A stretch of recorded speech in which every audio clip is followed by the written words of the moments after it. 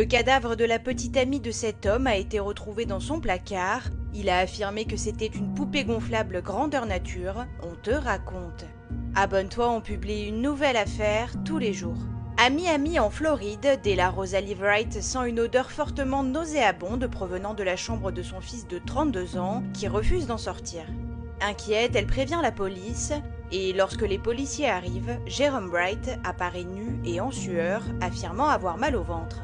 Les autorités entrent dans la pièce et découvrent alors des fluides corporels étalés sur une poubelle et sur le matelas. Une forte odeur émane du placard et en l'ouvrant, les policiers aperçoivent une jambe qui dépasse dessous des draps. Avec horreur, ils découvrent alors un cadavre de femme gravement mutilé. Elle semble avoir été éventrée et certains de ses organes manquent à l'appel. Ils sont finalement retrouvés dans une poubelle à l'extérieur de la maison. La mère de Jérôme avait sorti les ordures, trouvant qu'elles sentaient mauvais, sans jamais vérifier leur contenu.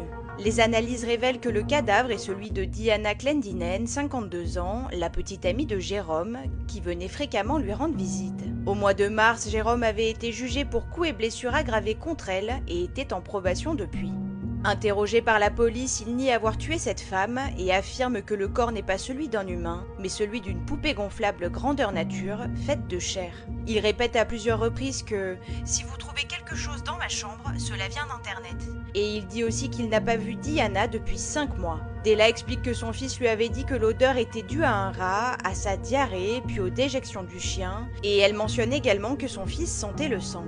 Depuis plus de 10 ans, la mère se battait pour que Jérôme soit pris en charge car il souffrait de schizophrénie et consommait beaucoup de drogue. Elle s'est tournée à plusieurs reprises vers la police pour tenter de gérer les accès de violence de son fils, en vain. Son état s'est vraiment dégradé l'année dernière. Il ne se rasait pas, ne se lavait pas, il avait commencé à uriner dans sa chambre, je ne savais pas quoi faire, ni vers qui me tourner, il avait besoin d'une aide professionnelle au quotidien et je ne pouvais pas lui offrir, j'ai essayé. Finalement, le juge a déclaré Jérôme mentalement inapte à faire face à un jury ou à assister à sa propre défense et l'a envoyé dans un hôpital psychiatrique pour y être réhabilité avant son procès, qui n'a pas encore eu lieu.